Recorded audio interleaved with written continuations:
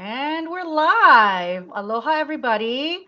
My name is Cookie Hiponia, and I am the author of a book called We Belong, which came out uh, at the end of March under my former name, which is Cookie Hiponia Everman.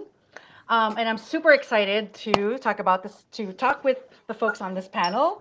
And I'm going to let them introduce themselves and talk a little bit about the things that they've been baking or not baking during the quarantine. As you all know, I hope you're not lost because you are at the Baking a Book panel at YALLWEST. So if that's not what you tuned in for, you're still welcome. But that's what we're going to be talking about today for the next 45 minutes is how we bake or cook a book. And FBI guy, we're not talking about cooking books. I meant like metaphorically. Let me start by saying that I am not much of a baker. In fact, I very much rely on mixes like this for my baking. But I understand that some of our panelists are, in fact, expert bakers.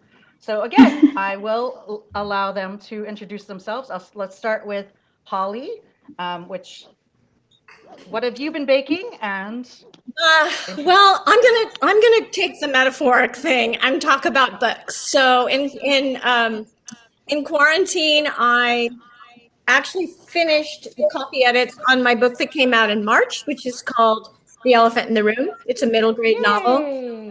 People would know me, I think, best from a book I wrote called Counting by Sevens. I'm also a screenwriter and film director, and I was working on a movie script the whole time too, so I was baking that. And Wow. that's supposed to shoot in Amsterdam. Very excited about that because I lived in Holland when I was a kid. So the Oh, idea that I would get to go back to a place where I lived as a little kid is really great. And it feels to me, I'm talking to you from Los Angeles, from Santa Monica, and if we had YALLWEST live, people walk from the venue to my house. So I'm in a place maybe where some people have been because a lot of people come to my house during a real event. And I'm happy to be on this panel with all of you and excited to read all of your books. Yay! Thank you, Holly. Thank you. Gayle? Hi, everyone. I'm Gayle Forman, and I took this panel very literally. So I'm actually going to be making some bagels while we're paneling, which is one of the things that I learned to bake over the quarantine. I kind of got over my fear of baking with yeast, which I thought was just so mystifyingly difficult, and it's not. And all that stuff they tell you about how you have to do it a certain way is wrong, which we can come back to in terms of books.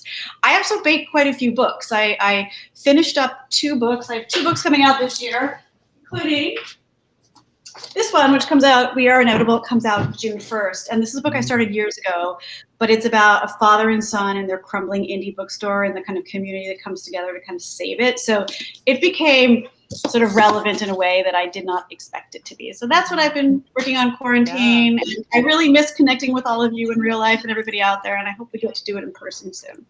So thanks, Cookie. Yes, absolutely. Thank you. Next up is Desmond. Hey, everybody. Pleasure to be here. I am no baker. I have no talent in that field. However, we got another one. Oh yeah, I'm in it. But over the quarantine, I baked my debut novel up here. Great team at Simon and Schuster baked that great poster. Love those PR people. So it's a novel called Your Corner Dark, which in Jamaica means stuck between a rock and a hard place. And it's a lot about choices, especially when you make choices and it's a no-win situation. You kind of, it's more of a test of character. And this Jamaican teenager has to weigh giving up his scholarship or saving his father. And and I baked in, notice the metaphor there? I baked in a lot baked in a lot of Jamaica. So, the political scene, the different social strata, the so-called lower class, middle class, so-called upper class are all represented in the story. And that's sort of important for me. I was born there.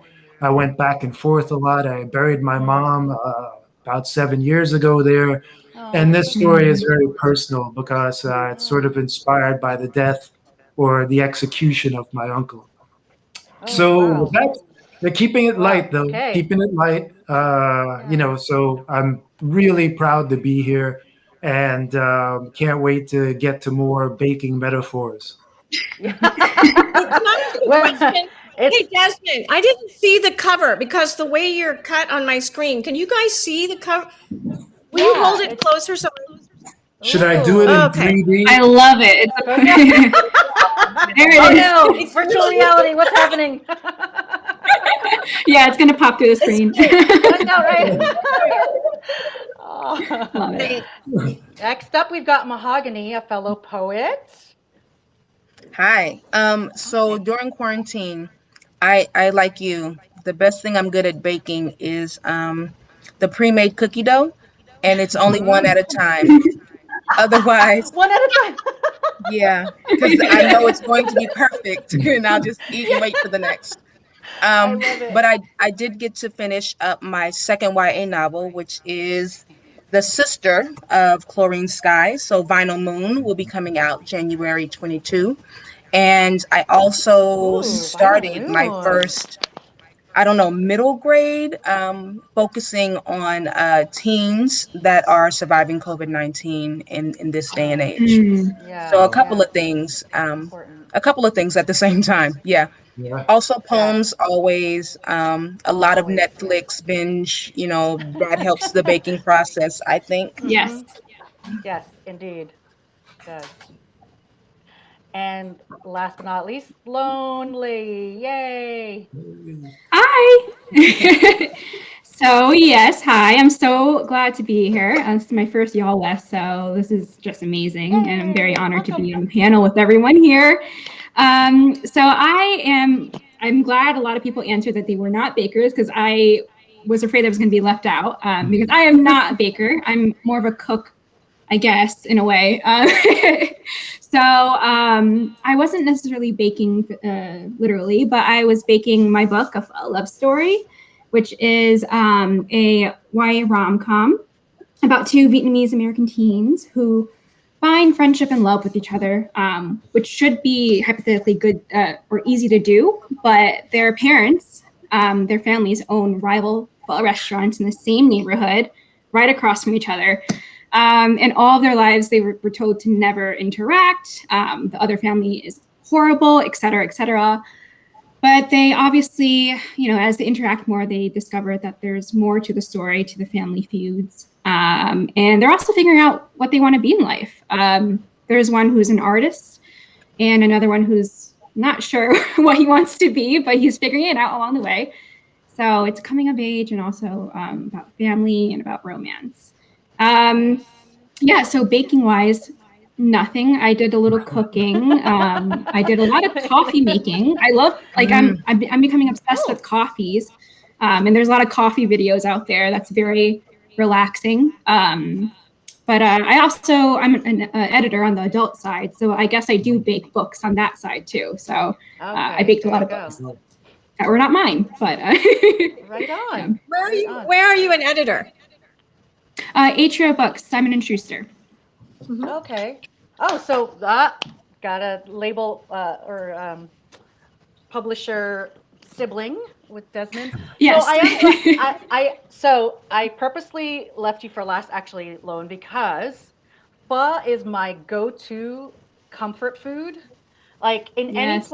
in any place that I visit or any place that I live in, like I Hmm. have to have, if I'm going to be living someplace, like when I look for a house or I look for an apartment, I'm like, okay, where's the nearest pho place? Because I got to be able to walk there or like quickly drive there because I Yes. have to have my pho. And I don't even attempt to cook it at all.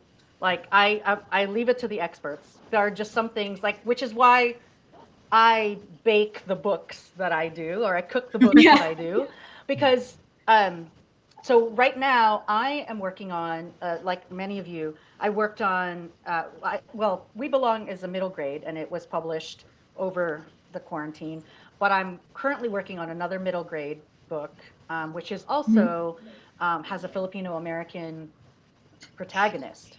So a lot of us here, like Desmond, you said that your novel is very personal. Yeah, you baked in a lot of Jamaica in there, and I did the same thing with We Belong, where I baked in a lot of my memories from the Philippines. And Right. so with you, so maybe we'll start with Loan, and Yeah. then Desmond, we can talk to you about it as well. Like Yeah.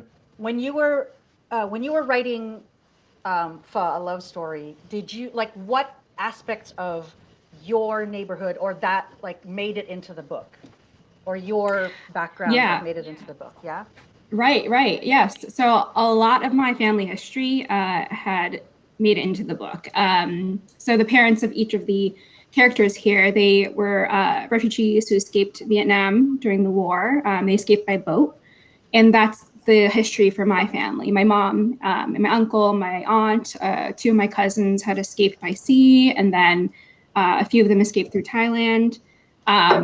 So a lot of the background story was definitely inspired by that, and inspired by their whole setup of the restaurant. The story there is that their parents have just poured everything inside these restaurants to just make a living for their families. And I don't have a restaurant background, but I kind of thought about how much of my family had influenced me, how hard and how much they sacrificed for me to be a writer.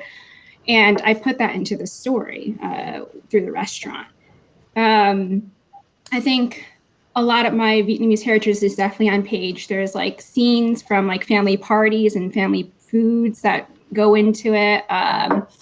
There are like specific moments like in Vietnam, in Vietnamese heritage culture, there's this kind of 1 year ceremony that when a baby turns one, they have these different items that are laid before them, and they would choose a certain item, and that would kind of almost say like what they're going to be in the future. So it was just nice to have that moment in my book as well. And the language is infused in my Right. book. Yeah. My Vietnamese is horrible. So I speak both Vietnamese and English with my parents, and Okay. that's really evident through the dialogue, where Yeah. I often just go in between languages throughout the novel. Sometimes Yeah. without translation, direct. I mean, most of the time without direct translation, because it's just Well, you that's how like language moves within my family. So right. I mean, that the thing that I think that that's something that We Belong has a lot of Tagalog in it as well, and I included a glossary in the back, but I kind of I kind of wanted to write it in as like, okay, you can kind of get what the word means through context, right? Like, so Desmond, absolutely. with your book, like you said that you had gone back 7 years ago for your mother's funeral, and I'm sorry about that.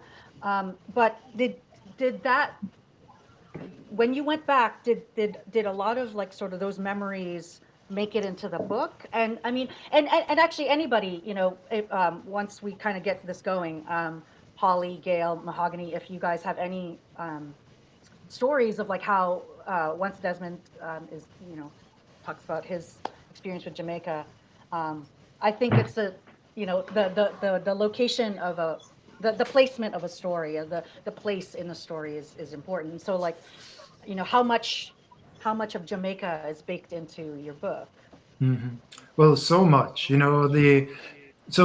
was what Jamaican psychologists call a barrel child.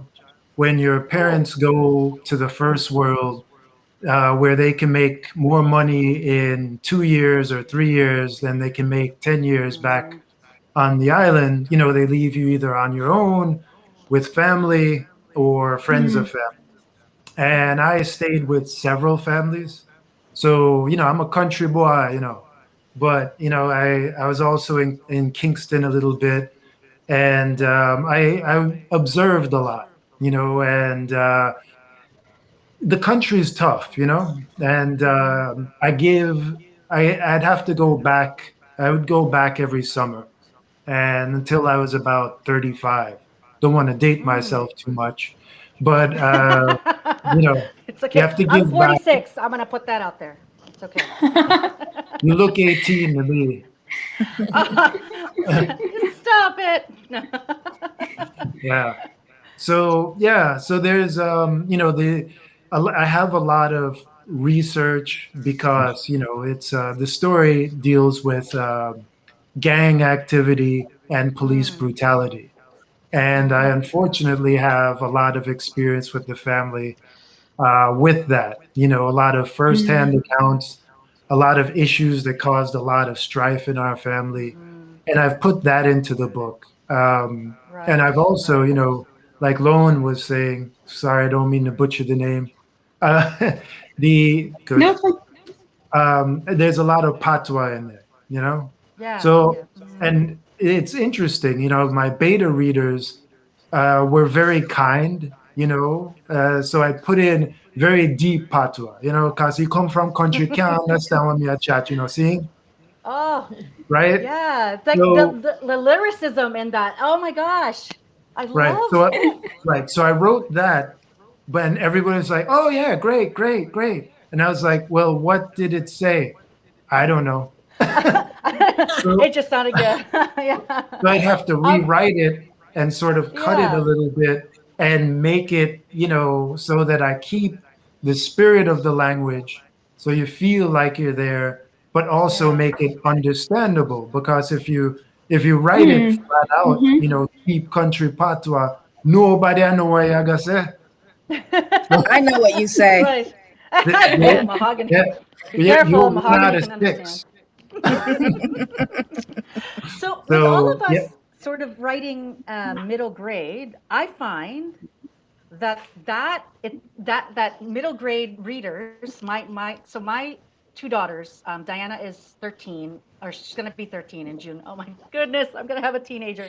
And then my younger daughter Tala is 11, and they have a particular patois between the two. They have a vernacular that they speak, right? And so Gail, Holly, Mahogany, like we're all, right now writing middle grade books. Do you find that you kind of try to bake, little middle grade phrases? Like when I talk with them and they say stuff to me like, "Oh, mom, that's sus." I'm like, "What is sus? What is that about?"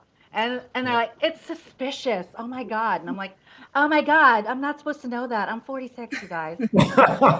So, like Holly, my daughter was just talking about counting by sevens because I said, "Oh, hey, Holly Goldberg Sloan is on my panel," and she goes, "Oh my God, counting by sevens, lost." So, was that something that you thought about or like had beta readers to check your language, I guess? Okay, I just want to start by saying this. Gail, your new book, it's not middle grade, right? It's It's YA. not middle grade. It's It's YA. YA. Oh, okay. Sorry, These My are sorry. really middle grade, my middle Yeah. grade debut, and if I can get my daughter to bring it It's down, she can June. have it. So yeah, because the middle she's grade really one good is So June the with middle Frankie and grade Bug. comes out in like 5 weeks, and Frankie and Bug is my Okay. middle grade debut. Frankie and Bug is the June middle grade. Ollie, Sorry. and Okay. that's Got in it. Got it. October. Okay. But Yeah, I think mine is Got it. because YA too. we have people here and they have the ability to, Gail has the queen of YA, contemporary realistic fiction. There's nobody better.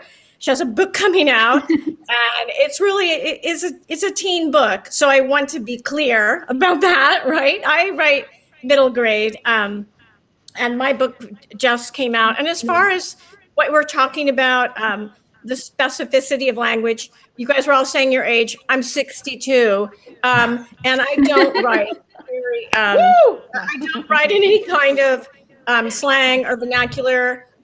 Because I don't feel that I'm accustomed to it, that I would get it right.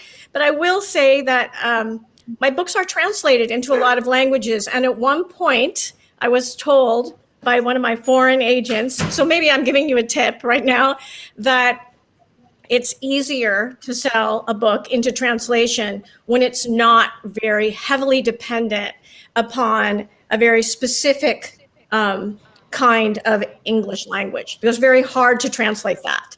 So I wasn't doing that in order to have all the foreign publishers. I was doing that because I'm just trying to be true to my own voice, and I can't pretend that I really am 12. I'm only 12 emotionally, and that apparently is Aren't we what works. all? I mean, that apparently is what I'm very in touch with my childhood, and so I mine a lot of things from that. Mahogany, you have been quiet. I need to hear about your book. Yes, yes, we Well, must. Chlorine Sky was definitely a YA novel in verse, and it draws from my own experience coming up 14, 15 years old, that moment where that fractured friendship makes you look into yourself to figure out who you are to yourself rather than who you are in proximity to the friendship. And while it began as this reflection poem of this moment, it then became this investigation of platonic friendships, the power of them. What are we doing when we are not complicit? Like, we're not all the heroes and we're not all villains, but like sometimes, we oscillate between the two in the very same moment, and how you give your power away and how you take it back as a young girl. So I'm using basketball. I'm using swimming. I definitely am talking about what it's like to be a Black girl in California. So it required me tapping into the language then and now. So being able to talk to young people that I've taught before or served as a teaching artist for their workshops allowed me to have some access to language that would translate regardless of the age range. And are And you it's in trippy. California? Are you in No, California? I've moved to Oh, Brooklyn, New York 22 years ago, actually. oh wow. And that's where the Mahogany. next book takes place. So So the Mahogany, book that one of the things I started doing during, bless you, Cookie. One of the things I bless you. started doing during lockdown, in addition to baking, is I started reading poetry out loud. So I read your book aloud, which Oh was such a wow. wonderful way to experience Lovely. it. And there were a couple. First of all, I love that it was an exploration of this friendship, the complications of friendship. I've kind of evolved over time from writing these romances, but the last several of my books have really just been mostly friendship stories because as I'm older, that resonates more. But I wrote a book a couple of years ago called "I Was Here," and there was real early on in the book you talk about her being the sun and needing the shades reflect, and it really just reminded me of that dynamic. But anyhow, I loved reading it aloud. Thank And you. I was thinking, Desmond, when you were talking about figuring the right amount of patois to put in, it's like that, I think, when you're doing any kind of like descriptive writing, where you want to give your readers a taste enough to create their own world. But if it's like pages and pages of description, like, I skip over it. So it's always that fine balance of giving them enough that they can kind of internalize it and feel it. And it's a tough thing. And I guess that's what I'm here for. Yeah. To Well, figure and out you know that. what? I mean, there's that I'm glad you brought that up, Gail, because I feel like there's been an evolution in the way that we write books. Yeah. Like, okay, so Goddess bless him, uh, gosh, what is it? James Fenimore Cooper wrote like pages upon pages about a leaf falling from a tree, and I'm like, bruv, what's the story? Seriously, this is a lot. This is quite a lot. And so now, because we're writing books for, like, specifically for our audiences, right? Like, I mean, my book is 200 pages tops, like total, including acknowledgments, glossary, all of that. And do y'all find that you are, so I find this for myself is because I'm a poet, I try to be super concise with Mhm. in as few words as I can to describe something, um, but describe it well, right? Like Mahogany, I because your book is in verse. Did you find that a challenge at all to sort of like say, okay, I have to pack Mhm. 3 pages of James Fenimore Cooper into like Mhm. 3 stanzas? I didn't have that same kind of tension, I think, because as a poet, we're already aware of economy of language, and we want the reader to read an image and be in the scene immediately. So, how do you do that without taking up, more than 4 minutes, right? Or this is someone who also performs. I'm used to like time limits. But what I did find difficult, and I had to just go back, and it took, 3 drafts of writing it in poem, looking at the galley and saying, uh-oh, this is entirely too poetic. It requires me being on stage to read it to the audience for them to be invested in the story.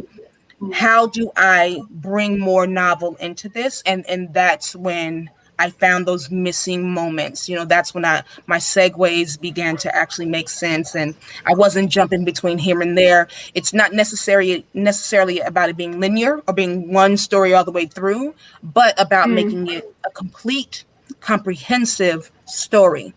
And poetry allowed me to talk about so many different things without feeling like I had to make it a perfect bow at the end, right? So because I'm talking in poem, or this is a novel in verse, I'm talking about fractured friendships and mass incarceration, the impact of single parent households. We're talking about consent. We were doing a whole bunch of investigative work without saying, all right, and here is the lesson in gender. It wasn't that. It was more like Well, you don't. Yeah, like you it wanted was to more like, how do you see yourself? evolve.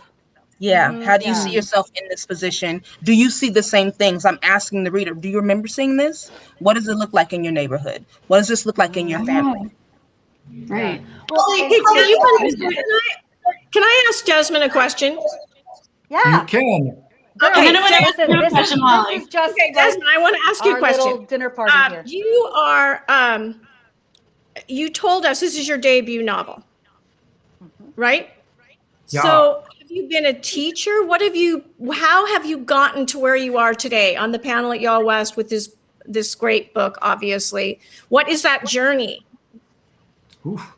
Well, when you ask, I'm a director, as like yourself. I did a movie for HBO a million years ago, which was a comedy about race relations. It's called A Day in Nice. Black and White. I'm a playwright. I did a full-length play called Stockholm, Brooklyn, that won the Audience Award at the Cherry Lane in Cherryland Manhattan. Theater. Yep, yep. And I was Nice. Spike Lee's creative director in advertising for 10 years. And Wow. I've That's a always life. wanted to write. And as you said, I was a school teacher for 2 years in East New York, Brooklyn, or as Spike would say, Crooklyn, where, it was the highest homicide rate in the country. And anyway, I always wanted to, write literature. And fortunately, I got to Grub Street, and which I think is one of the best, if not the best, writing school in the country. And I fortunately got some scholarship to get into their novel incubator program. I got an amazing agent, Faye Bender, who Whoop, got me whoop. to Amazing Caitlin agent. DeLuey, Wonderful. super Yeah. agent, Yeah. who got me to Caitlin DeLuey, who is, I think, the Bill Belichick of editors. Oh no, sports ball metaphors. Oh no. Doesn't cheat. Well, Okay, can so I ask actually a follow-up this- question? I have a question for Holly now and ask it to Desmond, because Holly, you also have a very sparse writing style, and I do wonder, like, what a background in screenwriting, how that informed Yeah, both. Yeah. Yeah. Well, Well, I and especially think, now that we have Gayle, that, that's really an interesting thing, that you are trained when you write screenplays to allow the actor to see themselves in it. So you don't usually describe the characters physically. You never say, he walked into the room and his brown curly hair fell to his You wouldn't say that, because you don't know who's going to play that part. And right. really not. Although brown curly hair falling to shoulders on a man is always welcome. Just putting that out there. Anyway, and you're not also Oh no, Desmond. you're not supposed to do the job of the other categories. So you're not supposed to wardrobe the people. You're not supposed to do a lot of production design. You're letting the other departments do that. And if you do that, it's a sign actually that you're somewhat amateurish. That's not the craft. And so it makes moving over to being a novelist somewhat challenging. You have to figure out how much you want to do. And if you've been trying to do something, I'm 62 years old. I've written a lot of movies, so it's hard for me to fully go into. I think when Mahogany talks about poetry, screenplays have more in common with that than they do with novels. And but I do think that despite all that, there is no right way or wrong way to do anything. And the same with cooking a chocolate chip cookie. Or a bagel. I'm going to boil the bagel. Or a bagel. How are your bagels coming in bagel? The bagel might be the only thing that you can actually do the wrong way, because the bagel How is... ugly my bagels are. They're very ugly. It does not matter. Oh no, chaos! Okay, so let me moderate. We actually haven't heard from Loan in a while. One sec, Desmond. So we haven't heard from Holly. From Loan in a while, and Holly brings up a good point of kind of having creating characters that where the reader or the viewer or the actor can imprint themselves on, right? And that's so I'm in my other life, I'm actually also writing a romance novel. It's going to be under a different name because we don't want to scare the kids. But that's kind of one of the not rules, but unspoken tips for writing a romance novel is don't over describe the character, right? So that so for example, in Twilight, right, they wrote Bella Swan as the most bland character ever so that teenage girls could see themselves in her. Did you find that was something that happened with your characters, Lone, or did you purposely, because it is a specific they are Vietnamese kids, right, or Vietnamese American kids. So how did you kind of toe that line? Right. So I'm actually I guess I write in the vein of a screenplay because I don't describe my characters either very much. Maybe because as I'm writing, I don't see, I'm in their bodies almost. I don't really, in my mind, I don't see them as if they're in front of me. And that's kind of how I developed the characters, where I try to embody them. I sort of forgot about my own body and just thought about, just try to immerse myself in their thoughts. I would literally take a notebook and I would write down their observations as I was just taking a walk. Would Lynn, who's an artist, notice the color of a wall or something? Would Bao, he's trying to be a writer, would he kind of notice how people talk and the words that certain people use and things? So that's how I kind of built my characters. I didn't really see them as much. I just tried to immerse myself as much as possible inside their bodies. That's fascinating. Tell you something? When you're talking about your book, the one line of your book, rival restaurants across the street, Romeo and Juliet, that's a very sellable Hollywood concept. And I'm just telling you. I know. When you were just I wanted to know. Yeah, it's optioned. It's optioned. Okay, That's great. Because if it wasn't, I was going to tell you that I was going to call you tomorrow because it's a very it's a one line, right? Rival restaurants. It's a good log line. Yeah. That's a great. That's amazing. Tell us Thank you. Who has the right? It's so important right now, especially. Oh, I can't name it, but yeah. Holly's like, I'm going to figure this out. I'm going to go out to drink. I mean, Holly might find out. It's all top secret. It's top secret. Yeah. So we have about 15 more minutes. Cookie, may I respond really quick? Yes, I think it's so fascinating what Lone said, because I absolutely described my characters. I was a child of the library, so I read books voraciously, all Beverly Cleary, all Judy Blume, all Christopher Pike, and I just rarely saw myself. So when I had the chance to write Chlorine Sky, I thought, who knows if I get this chance again? I'm writing about the girls in my neighborhood. So when they pick up this book, they see themselves very clearly. So we're talking about baby hair. We're talking about braids. We're talking about, full bust. We're talking about brown skin. We're talking about light skin. We're talking about colorism. I wanted all of those things to show up in this book because there's so few times that I felt like, while I could understand oh, this, I can feel this as a character. I didn't see myself, and I just wanted to make sure that that happened. Right. So I Right. love that you Very had cool. the ability. Wonderful. So that actually leads into because we've got about 10, 15 minutes to go on our panel here. Well, I want to try to get to some of the questions that we've got from our viewers, Oh, wonderful. and that leads into this great question, which is, so there was actually a question on Twitter that was going around of like the three ingredients, or the going with the baking metaphor, the three ingredients that you always seem to have in your writing. Yeah. And so you were saying you wanted, Mahogany, you said you wanted to see yourself in these books. And the same, I write books to the same reason. I'm writing them for my kids, my kids.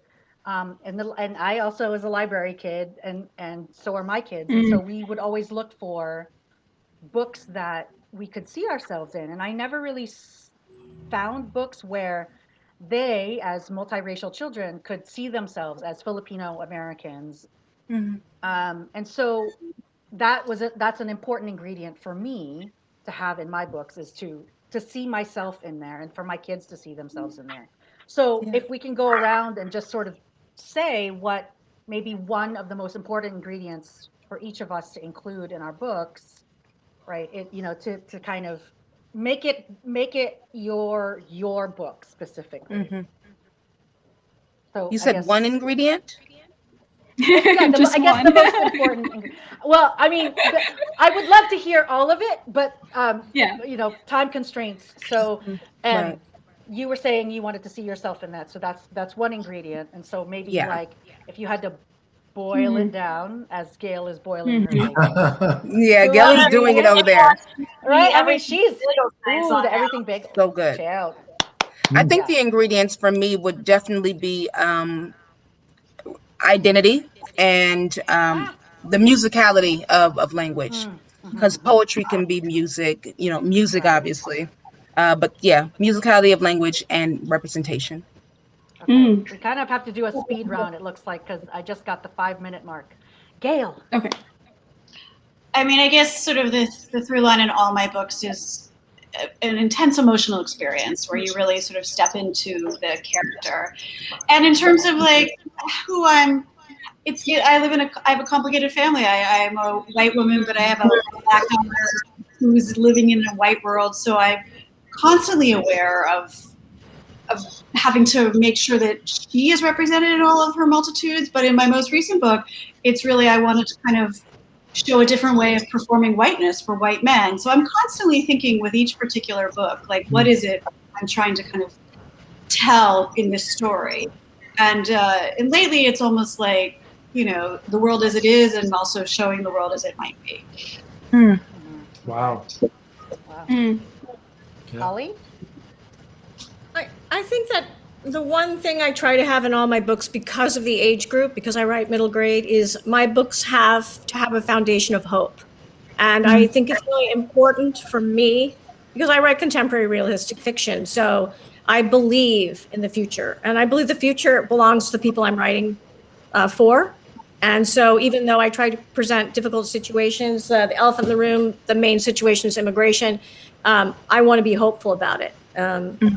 I want to believe that the worst is behind us.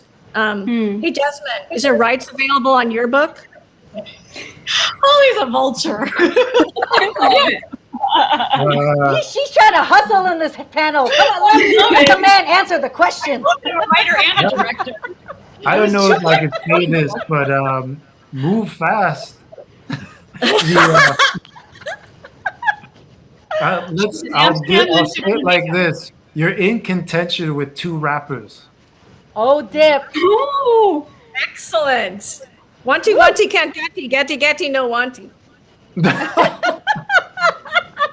Okay, we gotta have Desmond answer the question. So, what's the I one can ingredient see that you? you know Hollywood. I mean, wow. I mean, it's in her name, Hollywood. Come Yeah. on. That's true. That's true. So, Desmond, what's the most important ingredient in your books that you try to bake in? I think and Holly's gonna feel this. I know it. It's gonna be it's putting characters in greater and greater difficulty to show who they really are by their Oh, actions. Because okay. talk is really cheap. And I love it when a character says something, they stand for something verbally, but then the situation shows up, and then we get to see who they really are. That's right. Right. Yeah. Right. Yeah. Yeah. Totally. I I would feel. I would say for my ingredient it would probably be family. I think when I was growing up and reading YA, a lot of it was of course about the coming of age experience and being independent from where you grew up with. But I feel like with my experience, I was always surrounded by family, always aware of the relationships that were happening. And within family, yeah, you mentioned how like it's complex, it's sometimes messy, and there's secrets all around, especially if you come from a background where your family has experienced so much history that you're not a part of.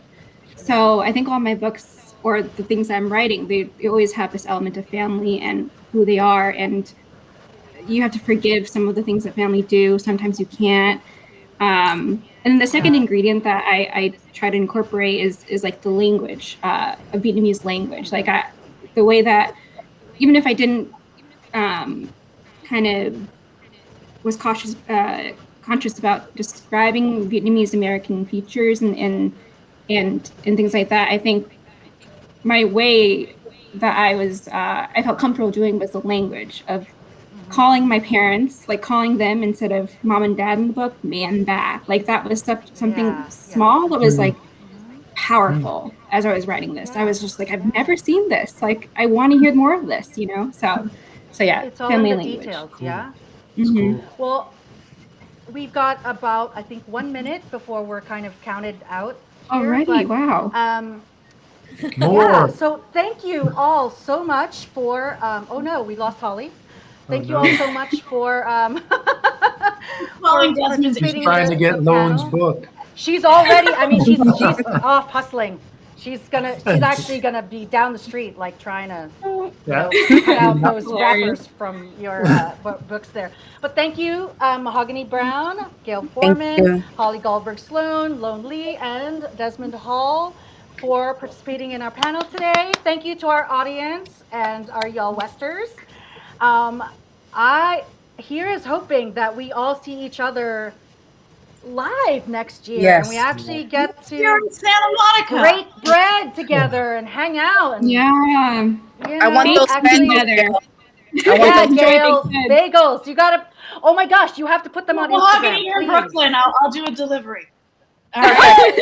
Oh yay, look at No way, I'm jealous. You- that. I'll just DM you my address here in Yeah. Seattle I don't because know how to. When I come to Seattle, I'll make them for you. Thank yay. you so much, Cookie. So Thank amazing to Thank hear you. all of you. you. Yeah, thanks Wildly everyone Everyone. inspiring. to Yeah, be well, Oh and have a man. happy Saturday, everybody, and Such an happy Y'all honor. West. Oh, Peace. Yay! Yay. thank you. Thanks.